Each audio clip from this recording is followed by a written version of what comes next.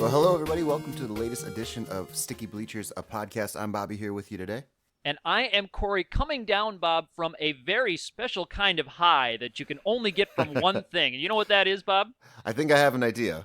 It's having a celebrity with a verified blue checkmark Twitter account notice and like one of your tweets, and both the Sticky Bleachers account and my own personal Twitter account, HANSONCORY and the number 1, had tweets that were seen and liked by none other than the one, the only fellow Iowa native, star of the classic film The Stupids, host of the Best Damn Sports Show, although I don't think that has anything to do with what we're talking about today, and new member of the Trailer Park Boys universe. That's right, True Lies. It is Mr. Tom, stop in the name of the Lloyd, Arnold. Bob. I know. It was fun. It was very fun. I noticed he was on fantastic. The new Trailer Park Boys season, and I thought he did such a good job. It was worth a tweet, and I was thoroughly excited to see that he liked it as well. So it is a special high, as you said. Yes, that must be kind of cool. I didn't actually @tag him. No. I just wrote Tom Arnold making a classic cameo. I thought it was going to be a cameo. It ended up being a pretty sizable appearance because I was doing it in real time as I was binging on Trailer Park Boys Season 10. And I thought it was going to be a quick one-off, but I thought he was crushing it in the one episode. And then it ended up he was in the rest of the season, which was fantastic. So he must have just been looking at his name on Twitter and seeing all of the love. I saw what he was retweeting in that. It looks like he was getting a lot of love and attention from the Trailer Park Boys extended universe, because there certainly are quite a lot of us. Well, I thought for sure that he had a character that could just slide right in there and just be a part of the story. So I hope we see more of him. I hope he becomes a regular. I would love to have him become a regular too, and it looks like they've set things up. I guess we should probably not talk about too many spoilers of the season, in case someone hasn't seen it yet. If you're a Trailer Park Boys fan, you've seen this season by now. See, I guess there we go. That's why a lot of spoiler chat like that on the internet. It's like, if you're a fan of something and you're worried about spoilers, you've probably binged on it. Yeah, especially when it's all available to you. I mean, it came out, on Monday? And it's now Thursday, so totally caught me by surprise, Bob. I was looking forward to it. I knew there was a 10th season coming, but I hadn't been checking up on the release date. Mm-hmm. And I signed on to Netflix to watch, I don't know, like a nature documentary or an Always Sunny or something while I was just doing something else around the house. And then, there it was at the top of my page, Trailer Park Boys Season 10 streaming now. Yep. And I had to dive in. Yeah. I remember looking at the date and seeing, I was like, oh, cool. I got excited earlier in the month and then totally spaced it off until, again, I looked at Netflix and saw it, and very, very, very excited. So I'm happy. Yes. It was a good season, and we can get a little bit more into that later on. I have a special quiz for you as well. That's right, Bob. And it's funny, you went for True Lies, but I immediately go to The Stupids. I forgot about The Stupids, though. The Stupids is great. It was a really good movie. That cover art with just a picture of his face, and it says Tom Arnold is stupid. And it's for anyone who needs to Wikipedia this, that is stupid with 2 O's rather than a U. And it's about a family whose last name is Stupid. Wasn't the cover of the movie just his face? It was a yellow background, and it was just his face with a smile, and he's wearing like a straw flat top hat. Mm-hmm. And it says Tom Arnold is stupid. Stanley Stupid, for anyone who needs to look that up. And that's what Stop in the Name of the Lloyd comes from. It was my favorite line, and I still say that to this day. Stop in the Name of the Lloyd. It's a beautiful setup. We should come up with the top 5 best Tom Arnold roles. I think we should make a podcast about Tom Arnold roles. Maybe we should make a podcast just about the Stupids. We can do episode by episode, break down each scene of the Stupids, the classic film. I like it. I like that. We can do some in-depth analysis of the Stupids.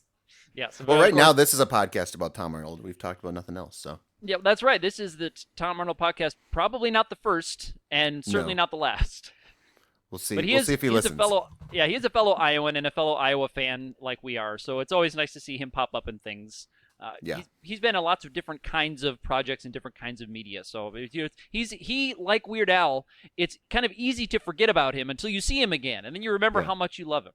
Exactly, and they're just really good at what they do. He's just a good actor. I know I brought up True Lies kind of jokingly, but he's one of the best parts of that movie. So. Also one of the best parts of The Stupids, Bob. Let's go to some sports news, shall we, Bob? There are some things happening in the world of athletics this week. Absolutely, yes, yes. We're still in the midst of college basketball and all the fun stuff going on. So everyone getting ready for the Final Four, and a number of the teams though that have already been eliminated. A lot of their players have declared for the draft in kind of a unique fashion. Corey, do you have any more on that? Well, just the new rules coming into effect this year are helping players test the waters a little bit longer and a little bit deeper. Dip that toe maybe up to the ankle into the Mm-hmm. waters of the NBA, whereas before they couldn't really get it past the first joint of the old big toe. And Yeah. it's mostly in the fact that they can declare for the draft and withdraw without any penalty after the NBA team workouts. Yeah. So they can join. They used to be they had to kind of talk to some NBA people without hiring an agent or talk to do some workouts on themselves and see how they measured up themselves before they had to decide for sure. But now they can go through the workouts, they can talk to some of the trainers, and then decide whether or not to go back to college or hire an agent. Now, what this has meant is that this week there are hundreds of quote unquote news stories of all of these players who are declaring for the draft, even though that doesn't quite mean the same thing that it used to mean. I think on Reddit, someone pointed out this is a little dog named Murph. Said they played this season an average probably over 10 points per game. That seems to be how you should label anybody who is declaring for the NBA draft this year. So any player Mm-hmm. who is competent this year is testing the waters. So now all these news stories and clickbait articles are being put together of every player that you can name Mm-hmm. testing the waters And the of ones the you NBA can't. draft. And yeah, that's right. So I don't know. It's good. I don't know what kind of impact this is going to have. I don't think it's going to really break any trust between players and coaches. Bob, what do you think? No, I think it's great. I think basketball is, if I remember correctly, it's something like 2.3% of college basketball players actually go on to play in the NBA. So a lot of these kids are not going to go on to play into the NBA.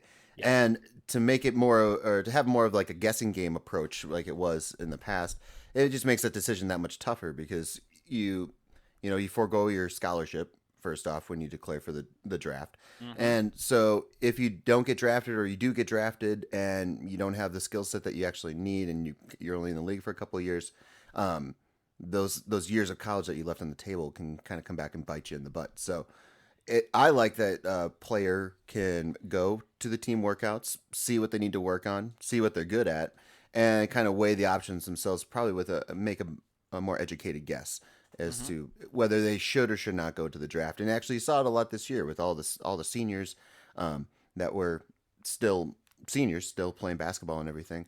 Mm-hmm. They just make better basketball players. They make a better team, and hopefully, they can go on and continue their dream into the NBA after that advice they were given. If not, they get their college degree and they can go off into some other form of their passion and dream. So I like it. So what about you, Corey? Well, I think that it's. I think that it is going to help players. I think it's going to help communication between everybody. I would like to see, this is my opinion, and I'd like to be curious about what your thoughts are, Bob, and maybe listeners also. I think players should be able to sign an agent at any time that they want. I don't think that should be what disqualifies you from being an NCAA athlete because these guys, it's like putting not letting somebody get legal representation or not letting somebody get Well, hire a person who's going to help them navigate either the waters of the college transfer system too. I would like to let these players have an agent advise them and say, hey, I've talked. Here's what kind of money you could get now. Here's what well, kind of money you could get later, and they could actually start talking to teams on behalf of these players. I think they shouldn't forego their college eligibility until they have inked a contract with a professional sports organization. That might be radical, Bob. What do you think? well, I think the agent is solely responsible for contract negotiations. I think the knowledge of a skill level that's required in order to get drafted or to be a successful NBA player, that's probably going to come more from the coaches than, and probably other NBA players, honestly, than an agent himself. So I like the idea of them being able to not lose their eligibility if they hire an agent, but I don't think an agent is what's going to help facilitate their career to the next level. So I think having that communication with an NBA team, and by the team I mean the coaches and the players and stuff, um, just so that they can work on what's actually necessary, their skill set, which will be directly correlated to the amount of money that they actually make when they get to the NBA. And if you look at a guy like Buddy Hield's a great example Yep. of a guy. He's a senior. Probably could have declared last year for the draft. Mm-hmm. Stayed another season, and this March Madness he's kind of had his coming out party. So everyone in the nation's kind of looking at him and everything, which Mm-hmm. would incredibly increase his draft ability. So I mean, he could be a top five pick for sure, especially if he continues to carry Oklahoma. Um, I just like the idea that the players have a little more freedom with learning what they actually need to go to the next level. And I think a lot of them college sports. I mean, college sports are really just college football and basketball. So I think football could do the same thing, or could uh, kind of test a little bit of the similar method Yeah. with. Then maybe, Bob, I would propose a new if and I agree with you when you say that an agent, as we know it today, would be a person to assist in professional contract negotiations. Then I would propose a new kind of job that would be a college agent for someone, or someone who could talk to even a top There level you high go. school student and be their advocate and be their advisor. Because right now, you've got parents who are Mm. ignorant to the rules of the system, and you've got a kid, an 18 to 20-year-old kid who's ignorant to the rules of the system, and they don't have someone who can work on their behalf and say, hey, this kid is a whatever star or whatever skill set. What schools are going to work best for him or her to go to? Hmm. And if they're at a school and not getting the kind of playing time they need, I would argue that they should have somebody to help them navigate the transfer process Well, and be their advocate so that they can get, someone to be a player advocate, because they have so few people on their side because of the kind of draconian laws of student athlete yeah. things. But I think it's time that we throw out the student athlete myth, because that I think that bird has flown the coop a long time ago. Well, I think there's a couple sides to the student athlete myth because I mean, I agree with you that there are a lot of things they're taken advantage of with being a student Yes. athlete. Yes. But I think there's also a lot of perks and benefits, especially depending on what school you go to and how good you are at your said sport. And that's why a kid should be able to maximize their perks. Well, okay. How so? Well, maybe in even in terms of school choice. And They kind of do that though in college basketball already, and even in college football. If you're not getting the playing time that you want, you can transfer. I mean, look at Miami. Miami was built on transfers this year.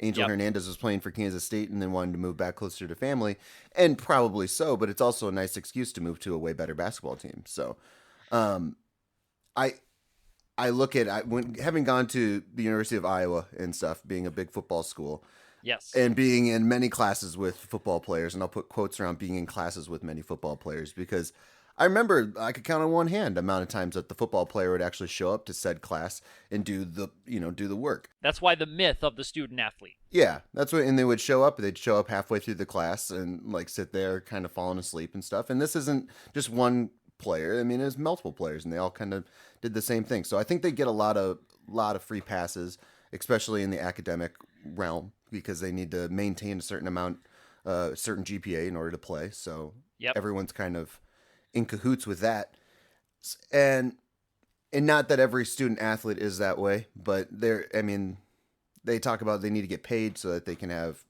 you know, a per diem or whatever. Hmm. I I just don't. I don't like the idea of paying a student athlete because you wouldn't pay a kid coming in on like a, let's say like a biology scholarship or something. He wouldn't be getting a per diem because he's not bringing in millions of dollars to the school. So uh, I think because these kids bring in millions of dollars to the school, that's kind Hmm. of like the trade off that they get for a free education and potential fame. So and to further on in their career. All right. So Very, very, very interesting, Bob. So, going on to the Final Four matchups, I have a fun fact for you, Bob. Little known fact. ready for it.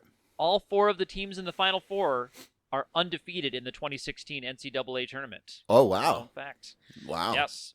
All four of the teams that are battling it out this weekend have not yet suffered a loss I think since the start of the NCAA tournament. that's a fascinating stat. Did you have to Yes. go deep research to find that one, or? I did. I went to the front page of the subreddit for college basketball, but they're heading Wow. to Houston, Bob, and they're going to play in NRG Stadium. No, folks, that's not Energy Stadium. That is the letter N, the letter R, the letter G Stadium, and it's known to be a rather cavernous, large domed building.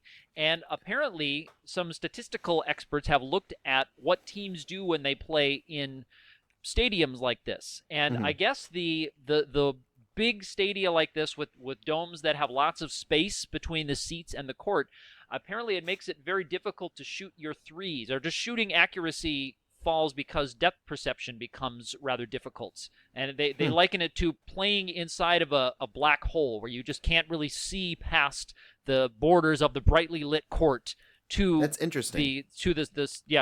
the expensive seats down on courtside. Did it mention any other like similar venues and stuff that teams have already played in Well, throughout the March Madness? a few people pointed out the dome that Syracuse plays in. They thought that might play well into their hands, that they play in Okay. a similar dome. But none of these schools who are in there play in that I read in stadiums of this size. They have the smaller, more intimate arenas. Even just the ones that the NCAA chose for March Madness. Did any of them were any Oh, of them similar? that's interesting. That's not a metric that I caught there, Bob. That's an interesting question, though. If any of the does the KFC Yeah. Yum exclamation mark center in Louisville have a Yeah. similar issue to this? But in the idea of some of the stats experts, Bob, they think that North Carolina might have the biggest advantage because their scoring offense relies least on the three ball, and also they defend the three ball more poorly than any of the three other teams in the Final Four. So that if teams with a good shooting percentage from deep go Hmm. down simply because the building is playing defense for them, that North Carolina could stand to benefit. And Justin from the Yahoo article says, "Silly me, I thought that North Carolina's biggest advantage was having fake classes." Speaking of the myth of the Oh, student there you athlete. go. That's true though, probably. It might be true. Bob, noted classmate of Pierre Pierce and Robert Gallery. That's Oh who. no, no, I just pick fights with him. Yes. But I was I was wondering though, Villanova's coming in, so they're both playing in the same place. So I want to Yes. know, are you going to change? Because Villanova's shooting 55% from the field in March Madness. Are you going to Yes. change your pick now because they're playing in a black hole? I don't think so. I No, don't think so. you're going to stick Nope. with it. I'm gonna I stick think with it. even if you cut 55 in half, you're still doing pretty good. You're You have still a doing pretty good.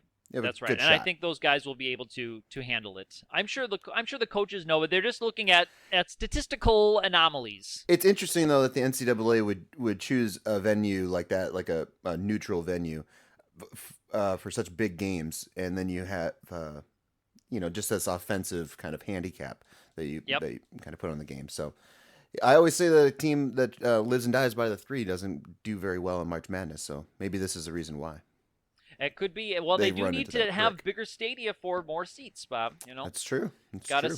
sell more tickets.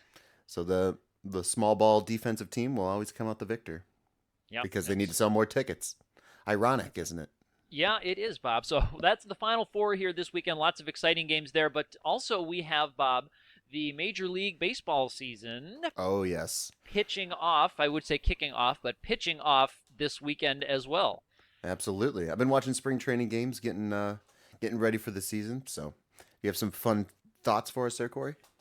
Well, baseball is a sport where guys swing a wooden bat at Let's swing balls the that are bat. flying around in them. But actually, a video that They're I thrown, watched is Corey.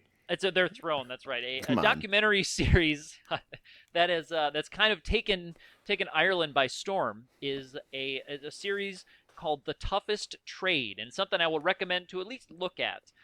It's a documentary series on YouTube. They're presented by an Irish bank that is a sponsor of the Gaelic sports. We've talked about the Gaelic sports several times on this podcast. We did a quiz on it with Bob.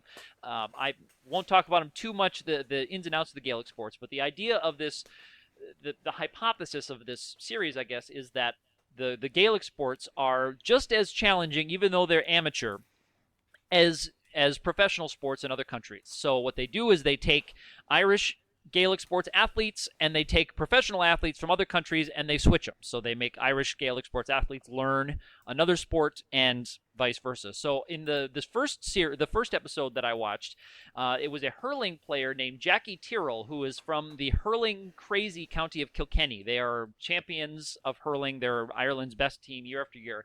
And Brian Schneider, former catcher for the Nationals and Phillies and other teams. They switch places. So That's cool. I've noticed that they take, usually it's retired American professional athletes because obviously they can't risk injuring themselves filming a documentary. Yeah. Like unless you're Michael Jordan. Unless you're Michael Jordan. But yeah, so they sent Brian Schneider to Kilkenny and they just had these guys switch places. So they just kind of talk to them about it. Now in this same episode they send another Gaelic football player and they switch him with a professional soccer player, but I skipped those parts when I watched it because I'm not as interested in that. But I noticed, and I took a short seminar on the Gaelic sports myself. I did a little training session on those Gaelic sports, and when you're swinging the hurley, it's most of the swing comes from the wrists. Believe it or not, a lot of the swing is at the wrists. You make a big wide arc with the wrists on the hurley. Okay. It's less in your legs and your body like it is swinging a baseball bat. So it was interesting seeing this guy who's at the top of his game in hurling. They put a baseball bat in his hands, and he struggled mightily at the beginning. And I saw how he swung the bat, and it was exactly like a hurling. Now, just imagine, Bob. I know you play baseball too. Imagine trying to swing a baseball bat, but doing it by rotating your wrists rather than getting the arms into it. Wouldn't that be awkward? Yeah, it's not going to be successful for sure. No, so he was having movement there. Yeah, so he was working with Marlins camp. He was at their spring training camp. So Barry Bonds was there. When they film it. As well, I didn't see Barry pop up, but he had a couple. He's their hitting coach. He didn't step in. He didn't step in on this one. No, he did. There was another hitting instructor that this guy was working with, but I don't think old Barry took. It's a shadow time. job. He's just there. He's just I don't know to bring people. Barry Bonds' head probably wouldn't fit in the widescreen frame that they were shooting this in. And his head's shrunk back down now. Oh, has it? Okay, so once you're off the stuff, it goes down. That happened. He never was on anything. I don't know what you're talking about, Corey. Oh, that's right. Gigantism happened to poor Ken Griffey on that Simpsons episode. But it's interesting. The hurling player does learn to get a better handle on the bat, and I think his final challenge is he plays in a little scrimmage game with some of the other recruits, and he ends up taking a swing, and he does get a one base hit on a 90-mile-an-hour fastball. He's a lefty, so he did get one, because that's another thing with the hurling. Your hands are reversed, so if I'm a right-handed batter, really, and I'm playing hurling, I'm actually doing it as if I was a left-handed batter from the left side. Really. Yeah, so that was interesting. And then they had Brian Schneider, the baseball player. They taught him how to play goalie for this hurling squad. So they stuck him in the net and they put him into a game, and they had the kids. It was a youth match for this club hurling championship. So they had the kids shooting balls at him, and they had him try to defend the goal. So it's interesting, something you can check out. And I'll talk about another one later on this spring where they have a American football switcheroo. So I'll talk about another one later on. But that is The Toughest Trade. You can look that up. That's on YouTube, Bob. That's cool. It's an interesting concept. I like the idea of introducing a new audience to some unfamiliar sports, and then seeing how professional athletes can kind of transfer over. Yep. I'm sure some are more successful than others. Yep. So what are some of the most exciting matchups that you're looking forward to this opening week or this opening weekend, Bob? Or some of the things you're most excited about seeing start? Well, Sunday's going to be a fun day. I think there's 3 games on the slate for opening day. There's something about it. Opening day is kind of like that first day of March Madness where nothing else can get done. It's just kind of one game to the next, to the next, to the next, to the next. So that's what I like to do on opening day. I am a proponent of it should be a national holiday. And you should just have it off. So that first Monday when there's just a whole slate of games. Yep. I'm a Braves fan. I'll have to tell it to all of our listeners as the baseball season goes on. So I know we're not going to be very good this year. So as a true just baseball fan, I can watch other teams and just root for a good game and everything like that. So I have no expectations from my team this year, but I am looking forward to the. I think it's really interesting the World Series rematch that they're doing on Sunday, the Mets Mm-hmm. and the Royals. I think that's an interesting way to start off the season, and I don't think the Mets are as good as maybe that World Series run actually kind of made them Okay. appear, but I do think the Royals can contend again this year. There's something about that team that's they're just good. They're fun to watch to an extent, but they're just a good team. So that'll be an interesting matchup. I like what the Blue Jays do, and I think they had a really good offseason actually, with even with losing David Price, and um, they had they had a couple nice pieces that they added. So I'm interested to watch them, and I'm really excited for this Arizona Diamondbacks team. I think they're going to be another fun one to All watch. right. So in the year of my team sucking, I'm just going to be watching for fun Is teams. Mark So is what Mark about Grace yourself, out of Gord? jail and back in the announcing booth for Arizona? No. No, no, he is not in the announcing booth. I don't know if he's out of jail, but I thought when you were saying the Diamondbacks are the most fun team to watch, I thought you meant literally they're watching the going to be. Diamondbacks broadcast and listening to Mark Grace drunkenly describe the action on It's the field. true. Maybe they should bring him back. You got to understand, Mark Grace learned under I know Harry Carey, the of great course. one. That's right. Uh, one of my favorite one of my favorite baseball moments happened in the All Star game when it was at Arizona, and uh, Mark Grace went down to interview Justin Timberlake in the pool at the outfield there, and Justin Timberlake was Stop. drunk and was making fun of Stop. Joe Buck. I don't know if you remember that moment, Bob. Oh, I do vaguely JT kept going remember like, that, "Joe actually. Buck, you're up there in the studio. You're just a classy guy. Joe Buck, you're just a class act. Joe Buck, you're just doing good." Because Mark Grace was trying to ask him about that was when he had a comedy. When JT was Can you do your Justin Timberlake impression just again? Joe Buck, you're a classy guy. Is that was That's a spot on That's right. Timberlake That's there. right. We That's should send spot that on. out. Joe Buck is just a classy Wow. guy. I got some beers in the pool. Oh, girl. There you go. You gotta throw in the O. He's a great R&B. He's a great No, artist he's of our not. time, Bob. No, he's not. But anyway, it was fun. He's a It was Mouseketeer. fun to see a drunk Mark Grace try to get a drunk Justin Timberlake to talk about whatever stupid Fox comedy that he had coming out. I th- well, I think that more announcers and reporters should be drunk on air. Absolutely, I think it's I just better totally agree. television. I think athletes should be You drunk know? during games more often too. Yeah, I mean, back in the 70s, Oh, I 60s and know. 70s, baseball players generally Oh were. yeah. I Well, mean, drunk and worse. Drunk and I just think worse. it adds, Drunken on yeah. acid and But yeah, but the people we have talking to us, I mean, they need to, they need to speak to us. So if they had a couple beers in them, I think it'd just be a looser yes. environment, be more Yep. fun. Maybe some They probably ask more in-depth questions too, questions that they actually and really I bet wanted they would answers get to. better answers if the ones that like if politicians and athletes and coaches were Yeah, drinking. We might see a little bit better answers than the kind of canned responses we're used to. that is one of the most frustrating things with sport is the reporter athlete Mm. conversation that is so scripted, and it lacks all authenticity. I rarely feel like, even when they get pissed off and stuff like that, I don't feel that that's an accurate depiction of But that then, Bob, person. I when just they think that's do a give an answer that comes from a place of real emotion and real feeling, then they're hmm out of line. They're being unprofessional, or they're getting yeah. uppity. Those quarterbacks can't be talking about winning the games because they got to talk with respect like Peyton Manning. Are you boss hog? I Are you feel like boss all the hog right people now? who were getting angry at Cam Newton saying, "Hey, I'm the best, and if you don't think I am, prove me wrong and beat Wow. me." I think Yeah. that was pretty boss hoggy, and I won't use the word racist. Oops, I just used the hmm word racist, but that was Yeah. boss Well, hoggy. it's honestly where it's coming from, Yes. though. It is coming from Should that. we change the word racist to boss hoggy? I think maybe in the media we should, Yeah. instead of saying I think the racist, Dukes we of should say Hazard boss is, hoggy. yeah, You're being boss sure. hoggy right now.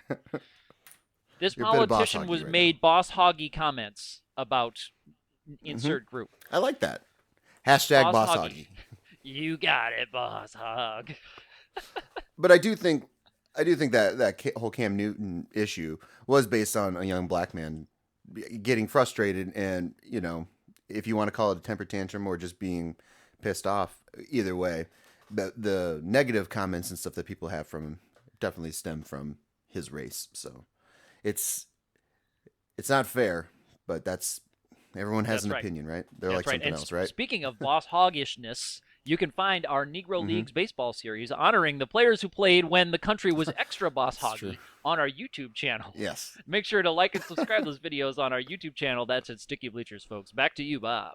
Hey, Bob. How Yeah. about some? I found some references. This was staying on the baseball track, but getting. I'm shifting to my area of expertise, which is not so much on the field as just weird stuff about the game. I found someone was looking for a list of baseball references in rap songs. Oh, cool.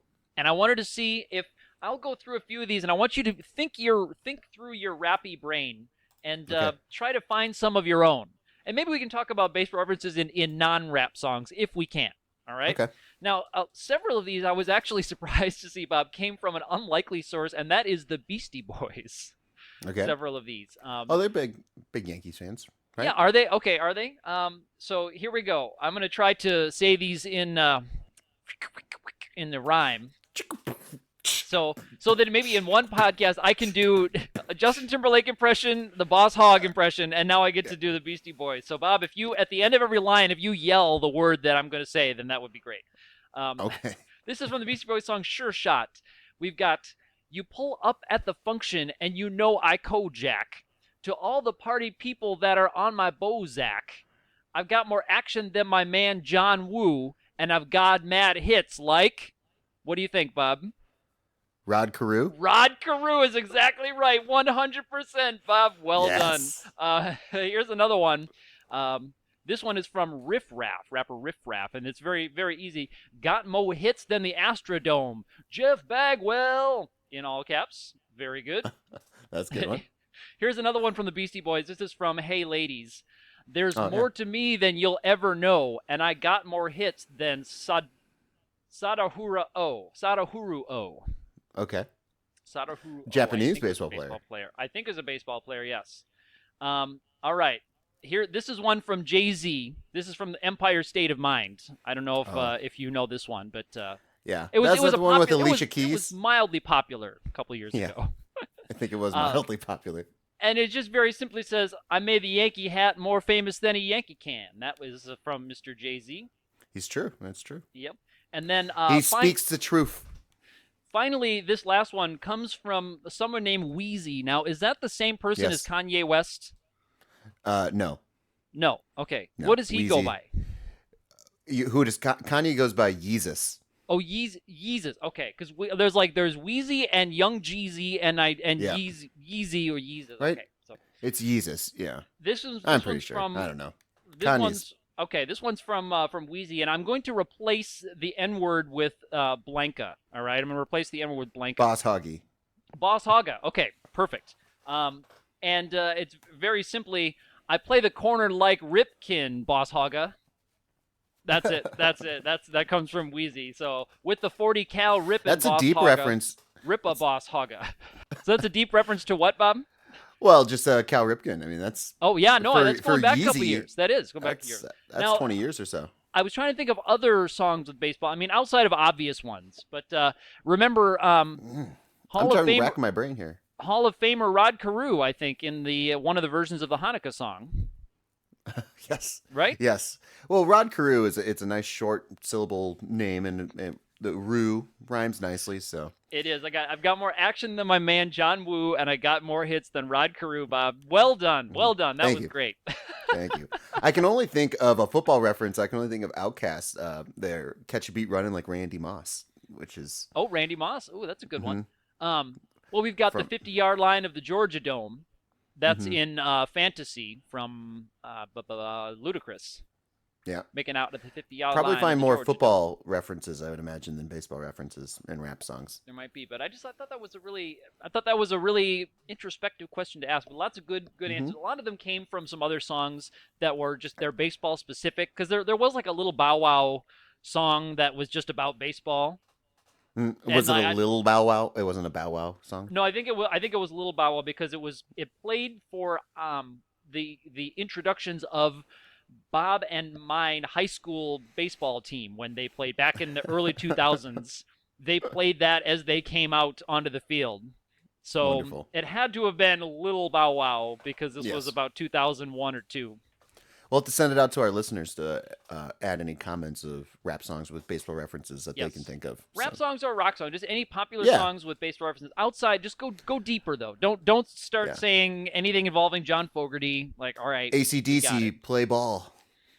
Yeah, all right. Go deep if you can. Yeah, so if we opened up the lexicon to all music, then we can. First off, we have to add John Fogerty for sure, but there's other things out there as well. Right. That's a solid song. Centerfield's a solid song. Well, all right. Only John Fogerty can be sued by his former band for plagiarizing a song that he wrote. So I can think of at least one more. who? One Mr. Dennis DeYoung and Tommy Shaw. Well, they Boom. former band members didn't sue him though because of a song that he wrote, right? Hey, but he wrote Lady about his girlfriend, so it should have been his Yeah. song. Lady was about my girlfriend. But the former members of CCR sued John Fogerty for that riff in center field, saying it was too much. Like I think it was like up around the bend or something. Okay. It was, All right. but Fogerty wrote both the songs anyway, so the lawsuit was thrown out, I believe. But So we said, it's I'm not gonna pay you anything. There's Yep. another impression. I I'm know, just gonna man. keep rolling on it, You're Bob. king of the impressions here today, Corey. Yeah. If you get me doing Tom Arnold, I can do some of that. I'll sing "I'm My Own Grandpa" from the Stupids. What top five, or what does John Fogerty rank in the top rock singers of all time, Corey? For you, Pretty low. pretty low, really. Pretty low. He's Yeah. got a great voice. Mm, No? yeah. I would say somewhere. Who's number one then, besides King Diamond? David Lee Roth. Have David you Lee Roth. have you recently listened to the Running with the I've- Devil track with all of the instruments taken out and it's just David Lee Roth singing? No, That's no, one of I the haven't. just if you do that, that's one of the most beautiful things on the internet Oh. is just a track where they've removed all the guitar, all the back guitar, so it's just David Roth going, "Wow!" Yeah! And all the weird like noises and stuff that you make just in yeah, between. just going like, especially towards the end when they're just doing the vamp Yeah. at the end, Uh-huh. and he's just kind of vocal soloing over it. You know how much they had to like cater to his voice, right? I mean, that was part of the reason why when he left the band, they were so thankful to finally get Sammy Hagar, a guy who could actually sing. Mm. You Yep. know, everything had to be tuned down a half step because he couldn't sing in standard tuning. And Well, they'd have to They tune had- down even farther if I was singing for him. So David Lee Roth, number 2. have they ever asked you? No, He's I've number yet, 2? I've yet to get that call from the Van Halen family, so we will Darn. see. Well, fingers crossed, one day. It's a matter of time. It's just a matter of time, Corey. All right. Well, how about we go on to our quiz? How about that? Let's do it. I think I'm the victim this week of our quiz. Yes, I put together a Trailer Park Boy themed quiz for you today. So All right, this is going to I be thought good. in honor of season 10 being released and our Tom Arnold liking, I thought it'd be only appropriate to have some Trailer Park Boy questions. Now, Perfect. some of these go pretty deep, and some of them are multi-answer questions. So, and we're going to start off with one as well. So you All get right. a point for every correct answer. All right. So here is Okay. the first question. Are you ready, Corey? Jesus Murphy, yes I am. Holla at your boy. All right. What are the 5 flavors of J-Rock's vodka? Ooh. Oh. You get a point for every one that you get correct. Well, I'm not. Do I have to get the name right? Because there's is it blueberry, booberry? Booberry is one. Holla at you, booberry. Holla at your booberry. And I cannot get any more. There's 5 of them. Wow. There's 5 of them. He What? lists them off, and one of them's very popular. Yeah. Booberry is the one that nobody likes. And that's the one that Jim Leahy Yeah, bathes in. bathes in. Yep, becomes Yeah. a liquor smurf. Yeah, the liquor smurf. Yes. Just try to think for a second and just see what. Remember that he lists them all off. Yeah. And I'm sure there must all be awesome J-Rock puns. Yep, they are. Oh man. Rip a raspberry? Ricka, what? Yeah. They're all from A Europe. lemon lime? All right. So you got one. That's all right. Okay, One just point here. one. So the other ones were Pizamogrant, Pomegranate. Apple Cinnamon, Banorange, and Berry Orange. Delicious. Very delicious. Okay. Yep. I like So those were the five. raspberry. Maybe that would be another one. Yeah. We'll have to bust out some J Rock Vodka. Okay, wow. So I'm not off to a great start, but I got Oh, you got blueberry. one. You got Booberry. All right. So in the original pilot of the show, well, the first show of the first season, Okay.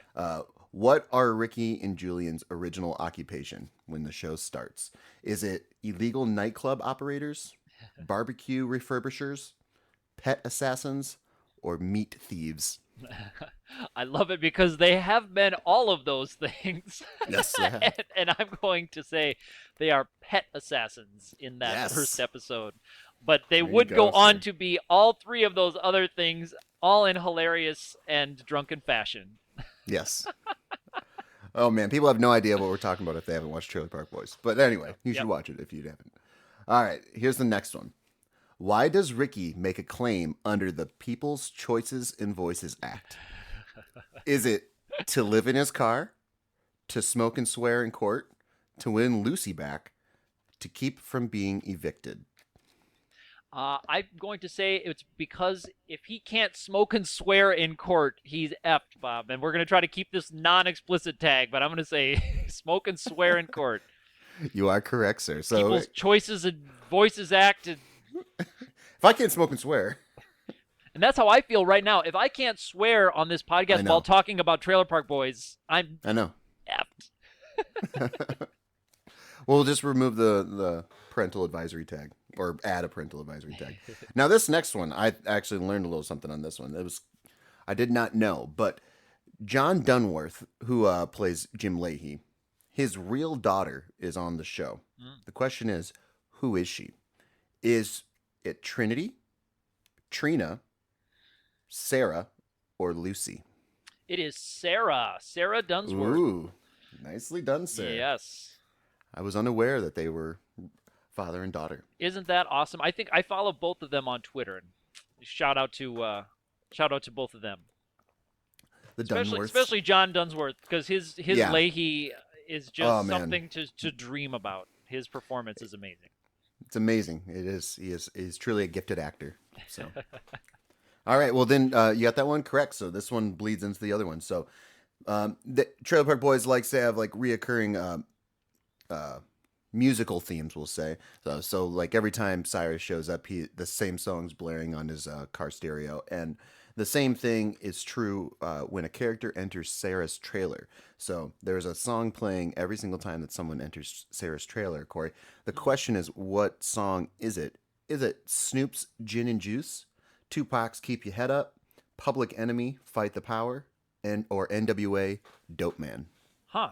That's interesting because I have never noticed the use of like licensed music. I hear a lot of stock music on Mm-hmm. shows like this. It's like cheap music that they pay very little royalties on. But I don't know Or if they're normally Canadian artists that you don't know about. or they're Canadian artists that they can pay cheap royalties in that brightly colored Canadian Queenie funny money that they have up there. Yeah.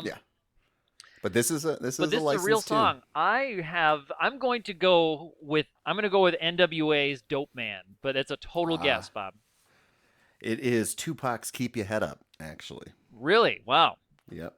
So there you go. A little tidbit. Next time you watch it again, you can listen every time they enter Sarah's trailer. Now, she doesn't have a trailer towards the later seasons. She kind of hits some hard times and Yeah. lives with other people. But every time that she has a trailer, sometimes Lucy's living with her.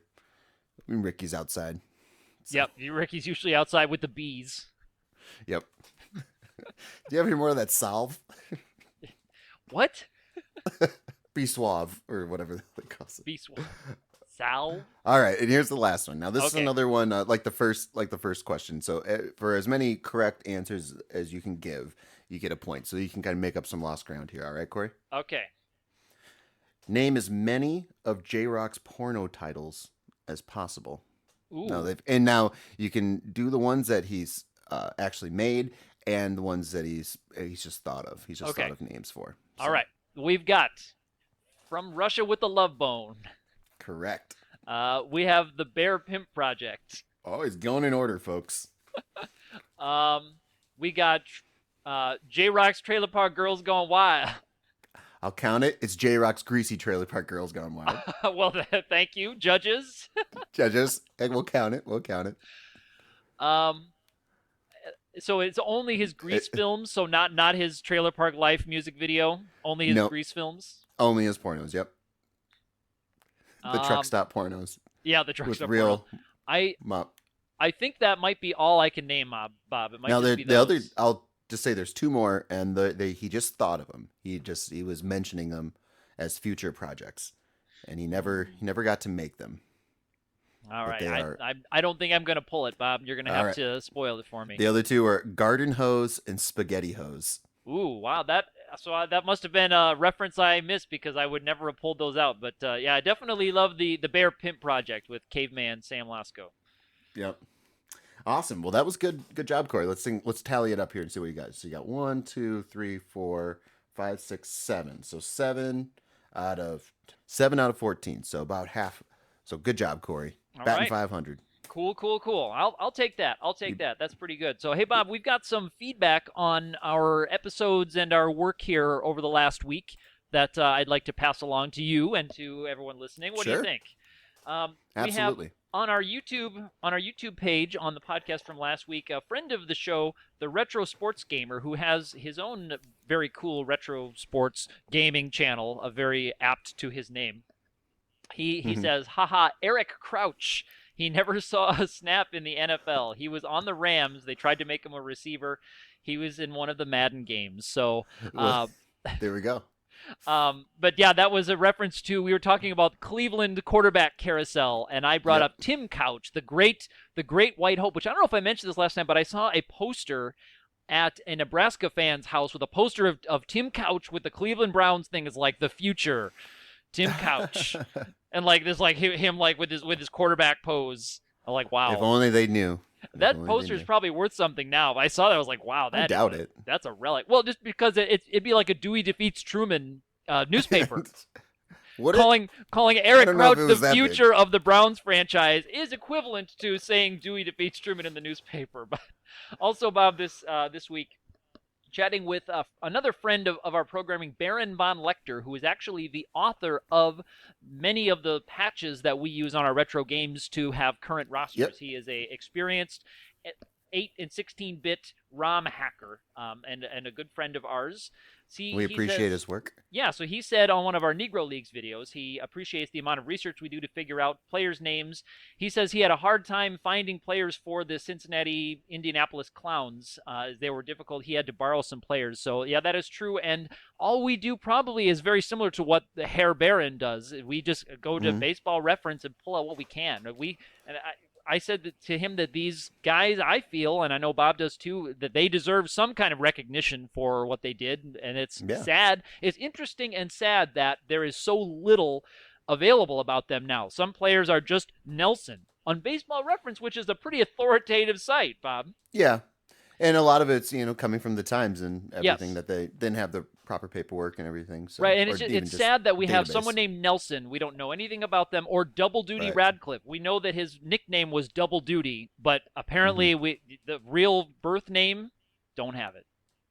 Well, and that's where all the credit goes out to Baron for making the ROM hack and the patch, and so we can get a video game with the Negro Leagues. Yes. I think it's a very fun, interesting thing to do. So. Yep. Baron also passed along, when I told him that we were going to be making our Final Four simulation videos, which you can also find on our YouTube channel, search for Sticky Bleachers, and we've got our Final Four simulation videos. He's a Syracuse fan, and he says that Syracuse could go 0-30 and be declined entry into the Taco Bell Invitational, and they will always be in my NBA hacks with the NCAA roster. Well, it's a good thing this year it was. Yeah, it's a good thing that they made it this year. But some years when they're down and they're denied entry into the Taco Bell invite, we know that Mr. Herr Baron Von Lechter probably is going to have Syracuse Orange in that game. So if you'd like to leave a comment for us or a tweet, you can find us Twitter at Sticky Bleachers, YouTube Sticky Bleachers. Leave us a comment there. We're on Facebook, which you can find and leave us a comment there. We post all of our videos and podcasts on Facebook. Bob, how about some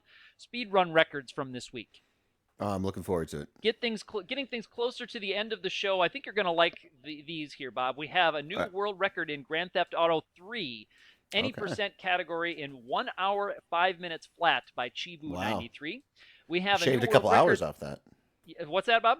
Didn't they shave a couple hours off that? We had that a couple weeks ago, right? Well, I think it was GTA 4 was wasn't GTA gotcha. 3. Yep. And this is a couple hours would be a big improvement. We have a new world record on the Super NES Addams Family game, Bob, the any percent category. 4 minutes 36 seconds of the Super NES Addams Family. I never played the Super NES one. I played Fester's Quest on NES. There was a Sega game with Addams Family. I'm sure there was. I don't know how similar it is to the Super NES one, but I did watch a little bit of that run. That's an entertaining one. Another run, this is a longer one. This is Super Mario RPG Legend of the Seven Stars. That's on Super NES in 2 hours, 50 minutes, and 23 seconds by Lack Attack 24. Lack Attack is a noted RPG speedrunner. And finally, Bob, you're going to love this one. GoldenEye 007. We have a new world record. It's actually a tied world record of beating the depot level on the agent difficulty in 23 seconds by another famous GoldenEye runner, Ryan Lockwood, who is up there in the top tier of GoldenEye speedrunners, Bob, of which there are many. And if you ever watch, and I would recommend you at least take a look at these, Bob, some of these GoldenEye speedruns, these players will play a level over and over and over and over again to try to shave that 1 second off the level. And they will grind for hundreds of hours playing one level over and over and over again to try to get everything to line up correctly. Dedication. So to beat Depot in the agent difficulty, it relies on a couple of very precise tricks, including clipping through a wall on the edge of a door and angling your camera just right to reduce lag on the system. And I believe you might also need to get a boost from an enemy to shoot you in the back and push you to get you to the exit point in 23 seconds. Really? So, yes. So those are things that you have to line up in GoldenEye speedruns. But I know that Bob has a long and checkered history with the GoldenEye 007 on Nintendo 64, which maybe we can talk about on another episode, Bob. Yeah, it's just a love-hate relationship. That's fine. Yeah, all right. So we'll sum it very simply. I guess we'll sum it up today. Very simply, Bob has a love-hate relationship with GoldenEye 007, but I will tell our listening audience, very few things are funnier than watching a man get crushed by his wife in GoldenEye 007. And with that, maybe we'll bring this podcast to a close. This is Sticky Bleachers. You can find us all over the internet at Sticky Bleachers. I'm Corey, signing off for now. I'm Bob. We'll see you guys next time. Play ball!